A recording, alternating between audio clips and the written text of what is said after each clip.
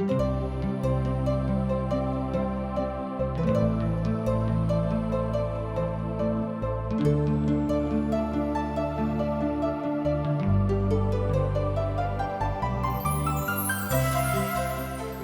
कहै छथि कि पापक मजूरी तऽ मृत्यु अछि, मुदा परमेश्वर के वचन हमरा प्रभु यीशु मसीह में अनंत जीवन अछि।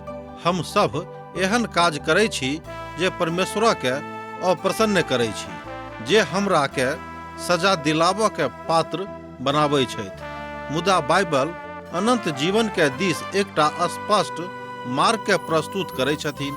TWR के प्रस्तुति आशक इजोत यह अनंत जीवन के खोजऽ में चलऽ वाला एकटा कार्यक्रम अछि। कृपया कऽ देखू, सुनू, जाहिसँ परमेश्वर अहाँ के जीवन के मार्गदर्शक बनल रहे। मैथिली कार्यक्रम में एक बेर आर हम अहाँके अभिनंदन प्रभु यीशु मसीह के मीठ आ पवित्र नाम में कह रहल छी। हमर श्रोता मित्र, हमर भाई बहन, अध्याय 17 पवित्र पोथी बाइबल के बड़ महत्वपूर्ण आ सर्वज्ञ जानकारी दिया वाला आध्यात्मिक पोथी थी के ए अध्याय में दाऊद और गोलियता के विषय में बतायल गेल अछि, जे पवित्र पोथी बाइबलक एकटा महान प्रभाग थिक। मुदा जतेक मसीह लोग छथि एहि विषय में बहुत विशेष रूप में जानैत छथिन। मुदा एहिके बादो हमरा लोकनि आजुक दिन एहि विषयक ऊपर किछु मनन करब तकरे लेल उपस्थित भेलहुँ हैं। विषय वस्तु भेल परमेश्वर दाऊद के सिखाबैत छथि। हमर भाई बहन, परमेश्वर जहन अहाँके सिखाबैत छथि ते कतेक नीक आ मन भावनक बात थिक, अर्थात कतेक पवित्र बात अछि, तकरा अहाँ एहि तरह बुझि सकलहुँ हैं कि प्रभु अहाँसँ प्रेम करैत छथि। दाऊदक लग प्रभु परमेश्वरक लेल बड़ महान हृदय छलनि। पहिल सामुएलक पोथी तकर 17 अध्याय से लऽ कऽ आ 45 पद में अहाँ बातक देख सकैत छी। एहिठाम बतायल गेल छै कि दाऊद के परमेश्वरक प्रति महान आगाध प्रेम रहन, अर्थात एना हम बाजि सकैत छी कि दाऊदक हृदय में परमेश्वरक प्रति महान प्रेम रहन।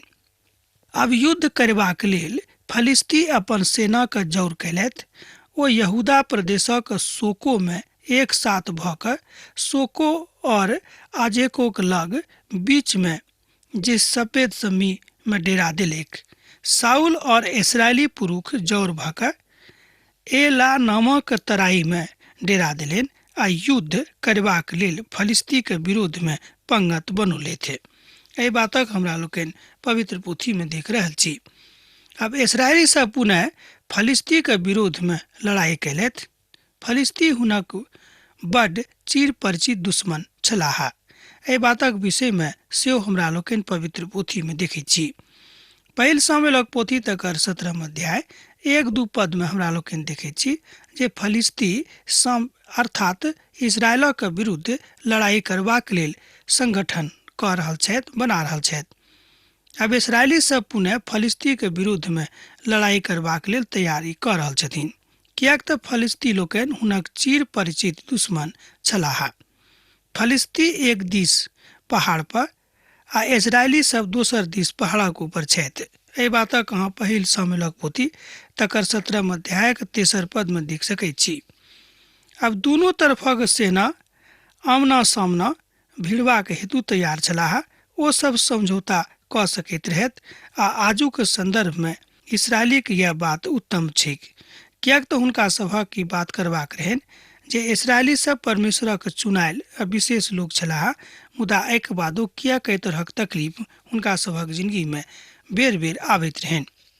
हमर भाई बहन, पवित्र पोथी के एकटा विद्वान एहिठाम कहैत छथि कि इस्राएली लोग स्वयं गलती करैत छलाह आ बेर बेर तकलीफ में पड़ैत छलखिन आ दुनू सेना के मध्य में झील अछि। अब फलिस्ती के छावनी से एक योद्धा गोलियत निकसलाह। ओ गत नगरी के निवासी छलाह और हुनक दैहिक लंबाई लगभग 3 मीटर रहनि। ओकर माथा के ऊपर पितलक एकटा टोप छलैक। ओ एकटा पाथरक झेलम पहिरने छलाह आ जकर भार 57 किलो छलैक। एहि बातक अहाँ पहिल सामुएलक पोथी तकर 17 अध्याय 4 पद आ 5 पद में देख सकैत छी। एहि हिसाबे गोलियत लगभग 9 फीट नम्हर छलाह। 9 फीट 3 इंच एना कहियो अहाँ बता सकलहुँ हैं हुनक लंबाई रहनि। एहि तरह हमरा लोकनि देखै छी कि गोलियत बहुत पैघ मनुष्य छलाह, अर्थात दैहिक रूपमे प्रभु हुनका खूब मजबूत बनौने छलखिन। एकटा पवित्र पोथीक विद्वान एहिठाम कहैत छथि कि गोलियतक लम्बाई 9 फीट 9 इंच रहनि, अर्थात ओ एकटा दैत्य जकाँ मनुष्य छलाह। हमरा लोकनि एहि बातक एहि तरह बुझि सकैत छी। तहन दोसर तरह अहाँ बाजि सकलहुँ हेँ कि गोलियत एकटा बड्ड बलिष्ठ और नीक योद्धा सेहो छलाह, किएक तो अपना लोकक लेल अपन दुश्मनक तुरंत पछाड़ि दैत छलखिन। एहि बातक सेहो पवित्र पोथीमे हमरा लोकनि देखैत छी। ओ अपना आगू आर केकरो किछु नहि बुझैत छलखिन, किएक तऽ हुनका परमेश्वर बहुत शक्ति देने रहथि। हमर भाई बहिन, हम एहि द्वारा कहैत छियनि कि परमेश्वर हुनका शक्ति देने छलनि, किएक तऽ संसारमे एहन कोनो वस्तु नहि अछि जिनक निर्माण परमेश्वरक आज्ञाक बिनु भेल अछि। तहन हुनको निर्माण भने ओ दुष्ट मनुष्य छलाह आ दुष्टक संगतिमे बढ़ैत छलाह आ रहैत छलखिन, मुदा एक बादो हुनक निर्माता तऽ परमेश्वरे छथि। ओकर भालाक छड़ जुलाहाक डोंगीक समान छल आ ओहि भालाक आगूक फलक भार लगभग 7 किलो छलनि। एकटा बड़का ढाल लऽ कऽ एक गोटे हुनक आगाँ आगाँ चलैत रहलिक। एहि बातक एहिठाम 7म पदमे बतायल गेल छै। एहि तरह हमरा लोकनि देखैत छी कि गोलियत एकटा महान योद्धाक जकाँ झलकैत छथि, अर्थात सत्य रूपमे ओ एकटा महान योद्धा छलाह आ जे केओ हुनका देखैत छलखिन हुनका देखते ओ मैदान छोड़ि कऽ भागि जाइत छलखिन। ओहि कालमे युद्ध परम्परा एहि तरहक रहै, जेना विद्वान सब कहैत छथि कि जेकरा युद्ध करबाक रहै हुनका दिससँ एक गोटे युद्ध करैत छलखिन आ जँ ओ पराजित भऽ जाइत रहै हुनक राज हुनक अधीनमे भऽ जाइत रहै। एहि तरहक युद्ध नीति ओहि कालक छलैक। तैँ फलिस्तीक योद्धा महान योद्धाक रूपमे आगू बढ़ैत छथि। ओ ठाढ़ भऽ कऽ इस्राएली सेनाके ललकार कऽ बजलाह, अहाँ एहिठाम आबि कऽ लड़बाक हेतु किएक पंगत बनेलहुँ हेँ? कि हम फलिस्ती नहि थिकहुँ हेँ और हाँ साउलक अधीन नहि थिकहुँ? अपनामे सँ एकटा पुतक चुनियौक जे अहाँमे सँ निकलि कऽ हमरा लग आबैक।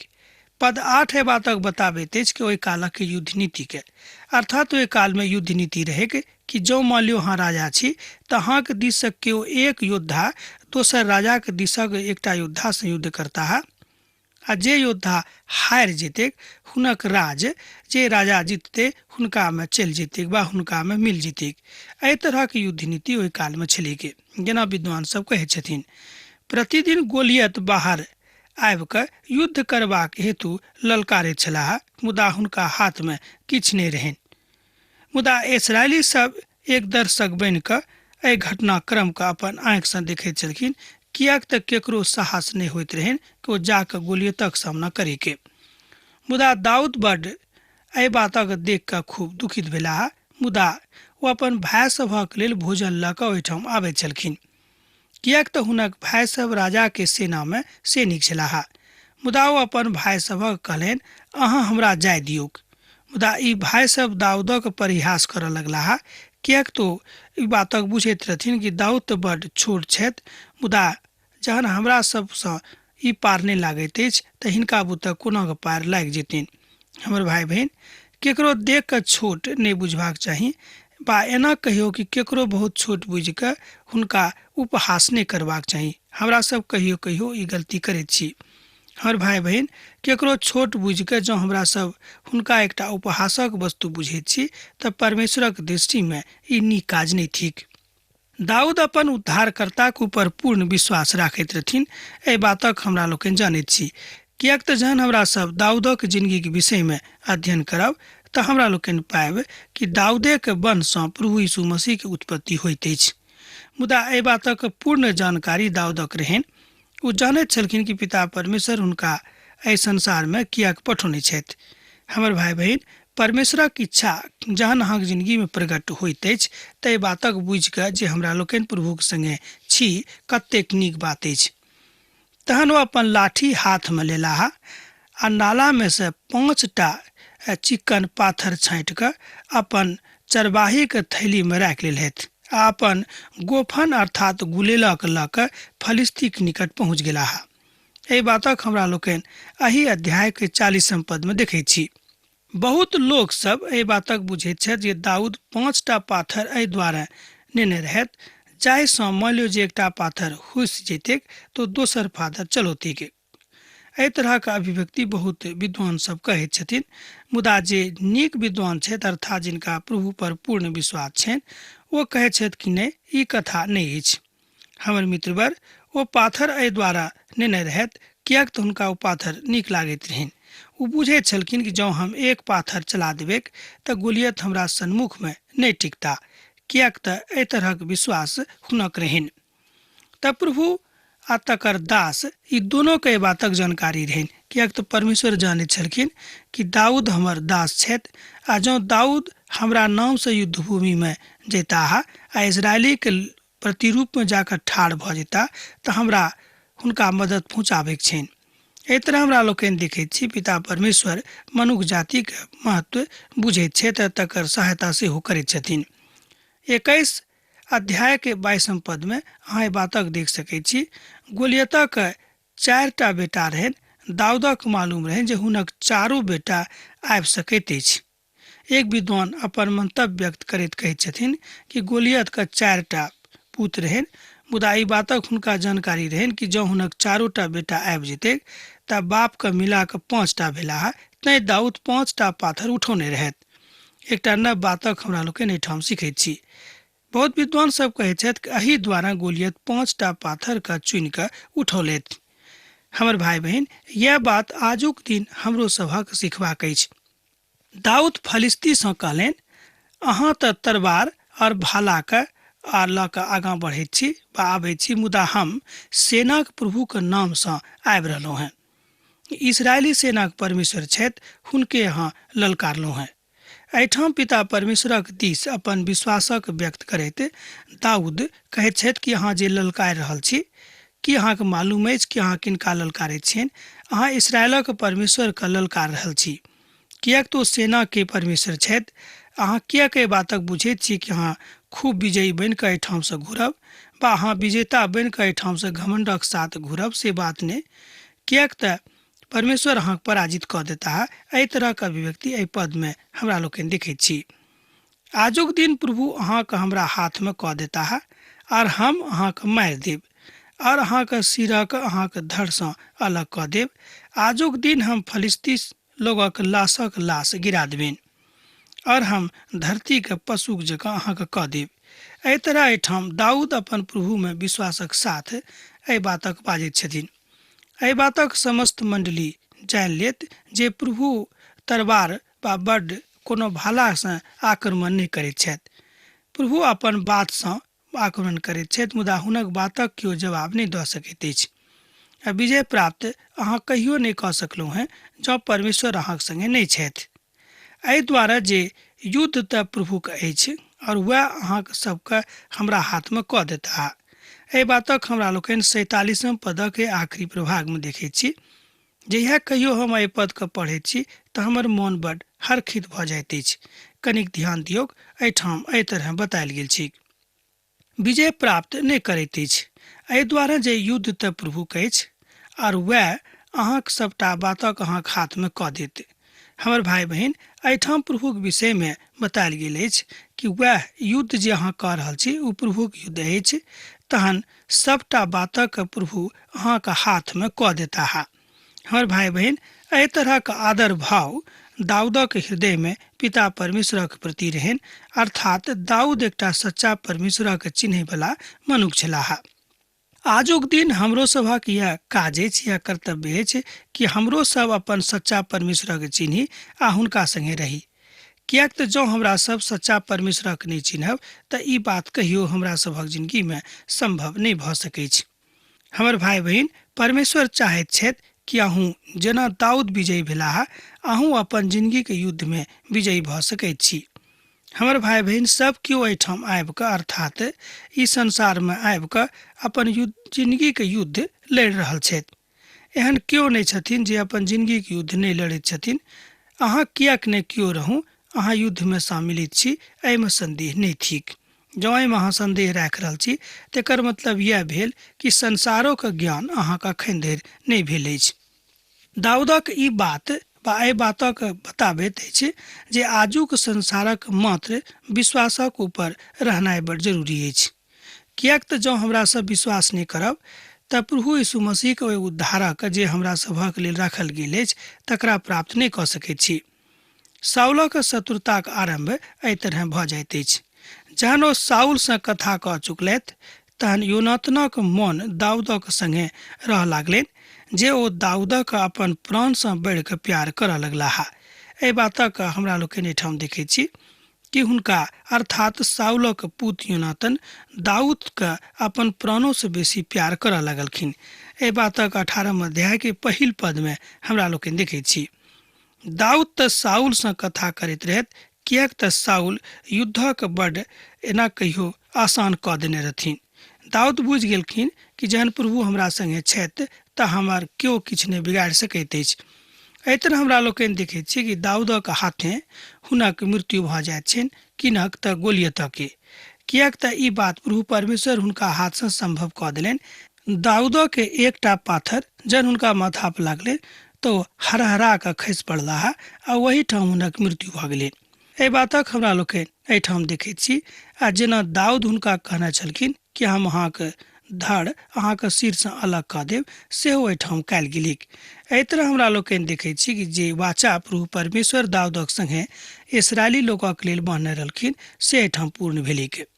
अर्थात तथाकथित ओ विद्वानके दृष्टिसँ नहि छथि, मुदा स्पष्ट रूपेँ ओ विद्वताक दृष्टिसँ प्रभुके देखैत छथि।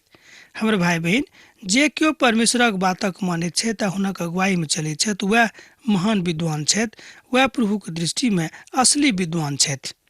किएक तऽ संसारक ज्ञान हमरा सभक संगे चलि जायत ई बात नहि, मुदा एहिठाम रहि जायत।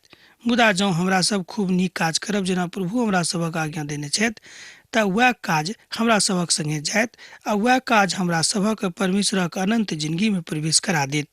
अर्थात हमरा सभक नाम जिंदगीके पोथीमे चलि आयत। अपन बातक लेल जे किछु एहिठाम बतायल गेल अछि तकरा हमरा लोकनि एहि तरह देखैत छी। किएक तऽ दाऊदक अपन प्रभुक ऊपर बड्ड भरोसा रहनि आ एहि तरह ओ अपन काज करैत छलखिन। तहन अहाँ एहि अध्यायके दोसर पदक जो देखबै तऽ ओहिठाम अहाँ एहि तरह देख सकैत छी। ओहि दिनसँ साउल हुनका अपना संगे राखि लेलखिन आ पिताके घरक दिस पुनः जाय नहि देलखिन। आरंभमे हमरा लोकनि देखैत छी कि साउल दाऊदके खूब प्रेम करऽ लागलनि, किएक तऽ एहि युद्धके जे बड्ड अनहोना युद्ध रहै जकरा इसराइली सब जीत नहि सकैत रहै तकरा ओ जीत गेलखिन। एहि तरह हुनका हृदयमे अर्थात साउलक हृदयमे दाऊदक प्रति महान प्रेम भावना उभरि कऽ आबैत अछि। मुदा जेना हम अहाँके बेर बेर कहैत छी कि साउल एकटा ईर्ष्याली पुरुष छलाह, तहन हुनक अपन ईर्ष्याके कारणे दाऊदक संगे हुनक दुश्मनी भऽ जाइत छनि। अब दाऊद लोकक नहि बनलाह, अर्थात अहाँ बाजि सकैत छी कि दाऊद लोकक नहि मुदा परमेश्वरक लोक छथि। एहि बातक सेहो एहिठाम सिद्धिकरण होइत अछि। दाऊद एहिठाम कहैत छथिन कि जँ हम प्रभुक संगे छी तऽ हमरा कोनो बातक डर वा डेराके जरूरत नहि अछि। तहन योनातान दाऊदक संगे बाचा बान्हलथि, किएक तऽ ओ हुनका अपन प्राणोसँ बेसी प्यार करैत छलखिन। एहि बातक हमरा लोकनि तेसर पदमे देख सकैत छी। जँ अहाँके लग पवित्र पोथी बाइबिल अछि तकरा अहाँ हमरा संगे देखियौ। तहन योनातान दाऊदसँ बाचा बान्हलनि, किएक तऽ ओ हुनकासँ अपन प्राणोसँ बढ़ि कऽ प्रेम करैत छलखिन। एहि बातक तेसर पदमे देखायल गेल छै। जँ अहाँके लग पवित्र पोथी अछि तऽ अहूँ खोलि कऽ देखियौ। ओ दोनों जे आपसमे बाचा बान्हलथि ओ ई छल जे दोनों एक दोसर गोटेके बातक मानतथि, अर्थात परमेश्वरक विरुद्धमे ओहि दोनोमे सँ केओ कोनो काज नहि करता। एहि तरहक दोस्तीके बात जहन हमरा लोकनि देखैत छी तऽ बड्ड हमर मन प्रसन्नचित होइत अछि। किएक तऽ आजुक दुनियामे जे दोस्ती होइत अछि तकरा हमरा लोकनि देखैत छी कि दोस्त मिललाक बाद बहुत तरहक नाजायज काज लोक करैत छथि आ जे काज नहि करबाक चाही या प्रभुक दृष्टिमे जे बात नीक नहि अछि तकरा ओ करैत छथिन। मुदा एहिठाम जाहि दोस्तीके देखायल गेल छै ओ पवित्र अछि, अर्थात परमेश्वरक आज्ञाके अनुसार अछि। आ योनातान अपन बागाके जे ओ स्वयं पहिरैत छलाह उतारि कऽ दाऊदक दऽ दैत छथि। ओ अपन तलवार और अपन जे कट्टी हुनका लग रहनि सेहो खोलि कऽ हुनका दऽ दैत छथिन। एहि बातक अहाँ चारिम पदमे देख सकैत छी। जँ अहाँके लग पवित्र पोथी बाइबिल अछि आ जँ नहि अछि तऽ अहाँ एहिठामसँ सुनिए रहल छी, कोनो चिन्ताक विशेष बात नहि अछि। मुदा जँ अहाँ कतहुसँ उपरा सकैत छी तऽ बड्ड नीक बात अछि।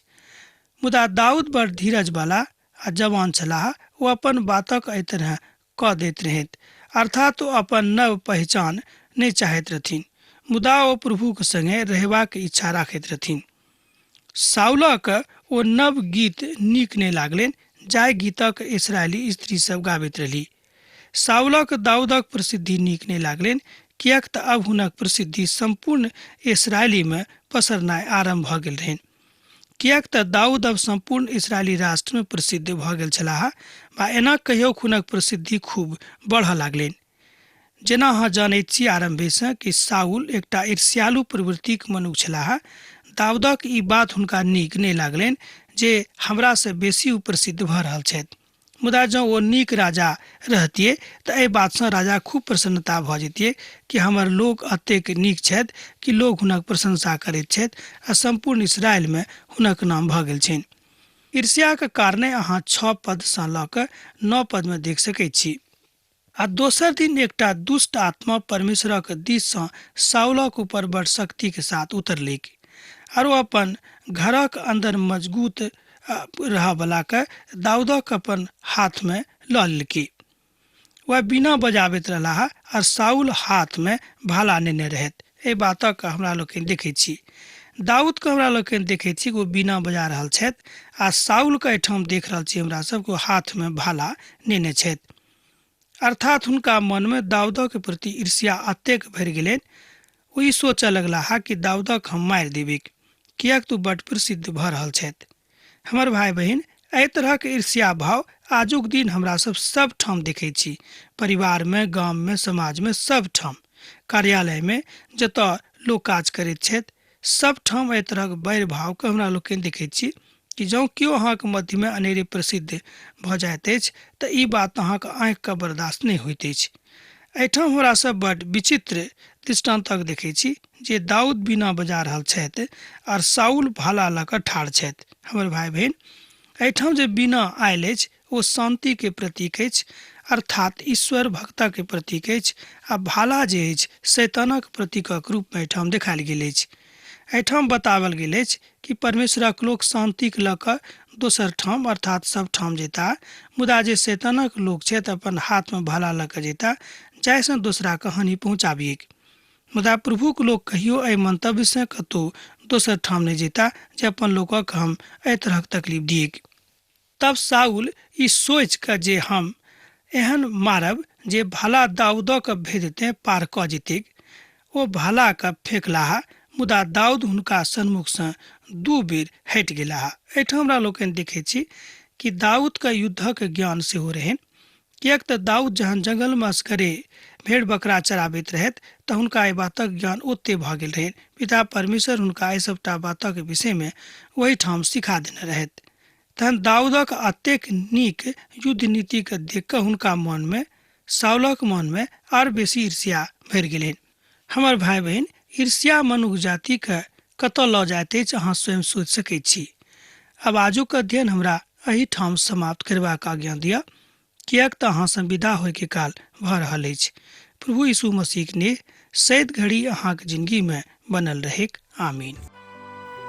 हमरा विश्वास अछि कि ई कार्यक्रम अहाँके लेल लाभदायक सिद्ध भेल अछि। हम चाहै छी कि अहाँ अपन आशीषके हमरा संग साझा करू।